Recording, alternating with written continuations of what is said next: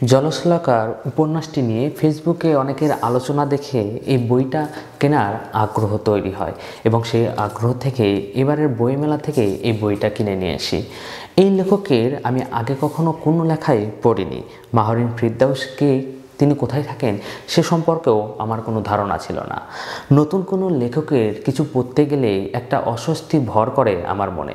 সেই অস্বস্তি নিয়েই এই উপন্যাসটি পড়া শুরু করি, কিন্তু বেশ কিছু পৃষ্ঠা পড়ার পরেও আমার ভালো লাগছিল না। আমি আসলে মনোযোগ ধরে রাখতে পারছিলাম না এই উপন্যাসে। তারপরেও পড়তে থাকি, যত পড়তে থাকি তত এই গল্পের ভিতরে ঢুকে যেতে থাকি। এক বিষণ্ণতা ঘিরে ধরে আমাকে। আমি এক ধূসর জগতে হারিয়ে যেতে থাকি। কিছুটা রহস্য, কিছুটা মিথ এবং মনস্তাত্ত্বিক বিশ্লেষণের মাধ্যমে লেখক আমাকে আকৃষ্ট করে গল্পের ভিতরে টেনে নিয়ে যান। এই উপন্যাস সম্পর্কে লেখক বলেছিলেন, সমকালীন অতি প্রাকৃত মিথ নাকি ম্যাজিক রিয়েলিজম, কোন শিরোনামে ফেলবো তাই ভাবছি। আমার কাছে মনে হয়েছে উপন্যাসে সব উপাদান বিদ্যমান রয়েছে, পাশাপাশি এটিকে একটি মনস্তাত্ত্বিক উপন্যাসও বলা যায়। তাই বলে মনে করবেন না আমি এই উপন্যাসটিকে কোনো একটা ছকে ফেলতে চাইছি। ঠিক কবে থেকে আমি এই গল্পটা বলার জন্য অপেক্ষা করছি তা নিজেও জানি না। একবার মনে হয় আমার জন্মেরও আগে হয়তো এই অপেক্ষা শুরু হয়েছিল। এভাবেই লেখক তার গল্পের ডালপালা মেলতে শুরু করে। প্রচ্ছদে অপার্থিব ও ছায়াচ্ছন্ন যে জগতের ছবি দেখতে পাওয়া যায় তার চেয়েও অনেক বেশি লৌকিক ও আকর্ষণীয় এই উপন্যাসের গল্প। এক যাযাবরের অস্থির জীবনের পথ চলার গল্প জলশলাকার, যে তার জীবনের কেন্দ্রবিন্দুতে থাকতে চাইলেও জীবনের গতিময়তায় নিজেকে হারিয়ে ফেলছেন বারবার। মাছের পিঠের মতো টলমলরত এক শহরে থাকা এক নিঃসঙ্গ নারী, তাকে ঘিরে সম্পর্কের ছড়িয়ে ছিটে থাকা বেড়াজালের আবদ্ধতার গল্প।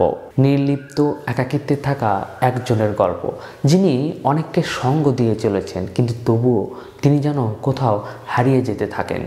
তালিসমানের স্মৃতির টানে কিংবা হারিয়ে যাওয়া মায়ের কণ্ঠে, কখনো বা ডক্টর নভর আরব্য রজনীর কোনো এক গল্পে। কিন্তু প্রশ্ন থেকে যায়, যাযাবর তারকারাশি কি কখনো তার গন্তব্য খুঁজে পায়, নাকি সারা জীবন ধরে খুঁজে ফেরে কোনো এক ঠিকানা? এই গল্প যাযাবর তারকারাশি, এক জাদুকরী তালিসমানের, কিংবা ক্ষুরধার বুদ্ধিসম্পন্ন মারিয়ার, অথবা পারিবারিক চাপে থাকা হাসিবের, জীবনের গন্তব্য হারিয়ে ফেলা ইমতির, কিংবা গন্তব্য খুঁজে পাওয়া রিফার, রহস্যময় মানব সিমন চাচার। অথবা এটি একটি কলুষতাময় শহরের গল্প, যেখানে হয়তো কেউ নিজের জীবনকে খুঁজে বেড়াচ্ছে নিষ্ঠুরতার ছুরি হাতে। এরকম নানা ভাবনা আপনার মধ্যে খেলে যাবে যখন আপনি এই উপন্যাসটি পড়বেন। আরও কিছু বলা যায়, অতীতে ঘটে যাওয়া দুর্ঘটনা, বোনের সঙ্গে দ্বন্দ্ব এবং প্রেমিকের সঙ্গে অসমাপ্ত অধ্যায়, বহমান জীবন, বিচ্ছেদে আচ্ছন্ন বর্তমান এবং বিরুদ্ধ মত প্রকাশ করায় নেমে আসা পীড়ন।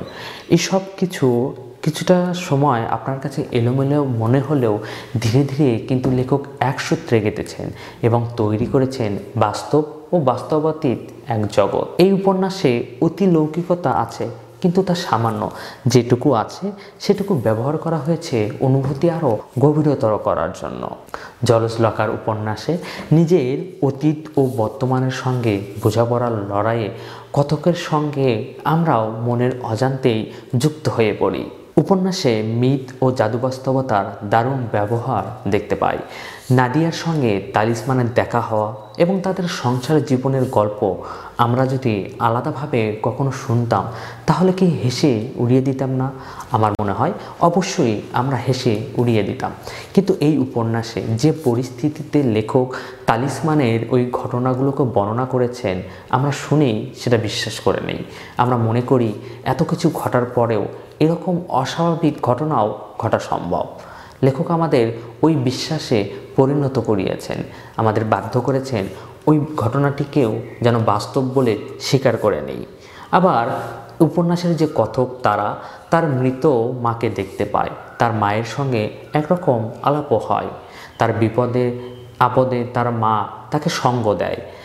আমরা মনে করি হয়তো তার মধ্যে একটা ভ্রম তৈরি হয়েছে, অথবা তার মায়ের সঙ্গে বেশ কিছু স্মৃতি আছে, দুজনের মধ্যে একটা সম্পর্ক আছে, সেটারও একটা কিন্তু থাকতে পারে। কিন্তু হাসপাতালে যখন ডক্টর নভ কথক তারার মাকে দেখতে পেলেন, তখন কিন্তু একটা খটকা লাগে, আমাদের মনে প্রশ্ন জাগে। এই উপন্যাসে সেই প্রশ্নেরও কিন্তু উত্তর দিয়েছেন লেখক।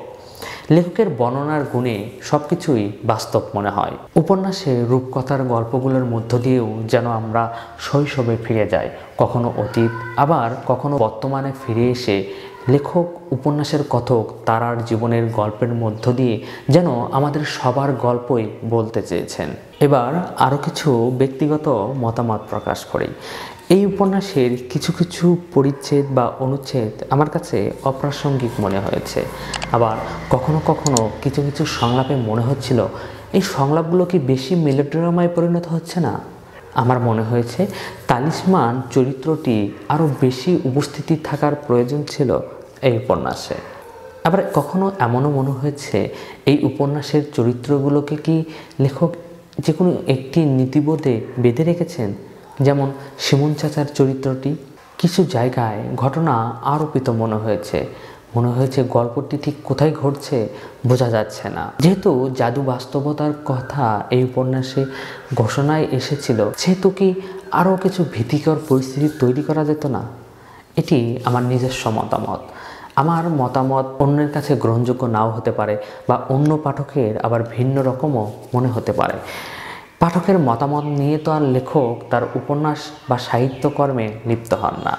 লেখকের কাজ তার নিজস্ব আর্ট বা স্টাইল তৈরি করা, পাঠকের মন জোগানো নয়। তবুও পাঠক হিসেবে আমার যেটুকু ভালো লাগা মন্দ লাগা সেই কথাগুলো আজকে এই ভিডিওতে বলার চেষ্টা করেছি। কথক তারার স্মৃতি, অতীতের সাথে বর্তমানের সম্পর্ক খুঁজে বেড়ানো, নিজের পরিচয় খোঁজা শুরু থেকে শেষ পর্যন্ত উপভোগ করেছি।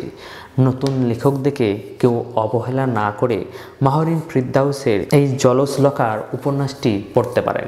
আমি আশা রাখি একটি দারুণ সময় কাটবে এই বইয়ের সঙ্গে। আজকে এ পর্যন্তই, সবাইকে অসংখ্য ধন্যবাদ।